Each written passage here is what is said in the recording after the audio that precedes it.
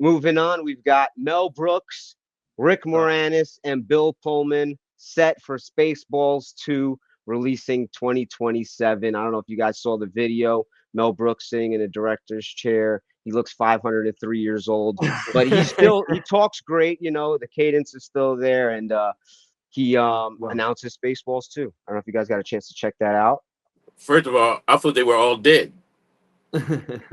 Well, Rick Moranis didn't do anything after that, right? Was that one of the last things he did? Yeah. Well, the last time he was in the news was I think he got punched out in New York City by like a random That's person. right. Darin's he didn't act since like Big Bully or one of those movies. Remember with Ed O'Neill for like 25 years, and he came back and he did a commercial with Ryan Reynolds for his phone company. Okay. And like, oh my God, Rick Moranis is back in the spotlight. And Darin's right. He was walking through Times Square and somebody punched him in the face for no reason. Hey, that guy probably bought one of those phones. Right. Well, I just found out today that Tim Russ is coming back as well, who was my favorite character. Yes. Do you remember? Remember Tim Russ? I know who he is. Yeah, he was the Afro pick. Yes. We actually met him at one of the conventions. And like we were sitting in the green room with him, and we felt bad, so we laughed because it was like we were invading Tim Russ's space. There's a comedian named the legendary Wid. Oh yeah, what does he do? He sings in a Star Trek tribute band. Okay, and they sang about 2 months ago in Philadelphia, and Tim Russ was the guest singer. And he actually has a song he sings called "We Ain't Found Shit." Oh, that's amazing! So that was his claim to fame before Star Trek, because he was the guy combing the desert with a giant pick, and it's just one scene, and it's just so good. So, apparently they got I think Dan Fogel in there, comedic actor Dan Fogel. A lot of people are thinking that he might be playing.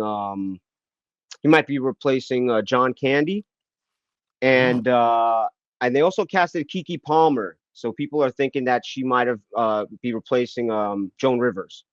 So that's the rumors, nothing confirmed. I know we lost Coleman for right now. Hopefully he pops back in. Well, between this and I don't know if you have Naked Gun on your list of things to talk about. Am I getting ahead of you? The trailer to watch. Yeah, we're definitely going to bring that up a little later. So then we'll wait. But it's funny that this is coming back and that's coming back and there's no new ideas in Hollywood.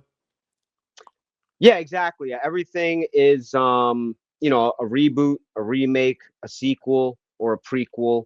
Usually when Hollywood tries to pump out something original, it doesn't do well. 9 out of 10 times, I would say. But that's why now they have all the streaming platforms, because they want to put out stuff because they need franchises to sell on their specific brand, off their specific branded streaming platform. So yeah, I'm excited for Spaceballs 2. I'm glad that Mel Brooks is getting a chance to make it before he leaves us all. It's like I say, this 503 in the. He may not make it to the premiere. Like I'm not saying that to be morbid, but it'll probably help sales. What was awful? People forget about this. About a year or two ago, they made History of the World Part 2. Yeah, and it was a Netflix series, and it was just modern day people doing, and it was awful. No budget. It was horrible. I'm not being. I love no. Here we go.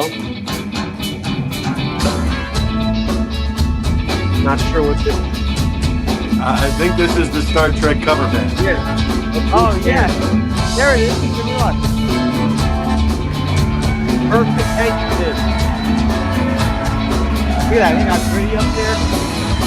Gritty's cousin, Kitty. Look.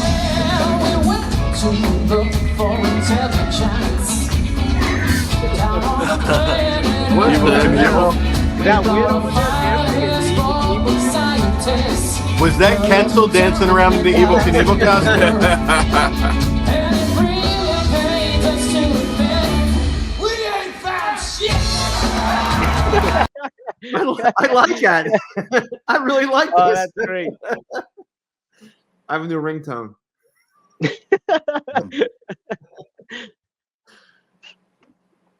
All right. Spaceballs 2 coming 2027. I'll be waiting for it.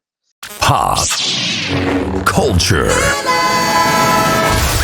Train Wreck with Darin Martinez.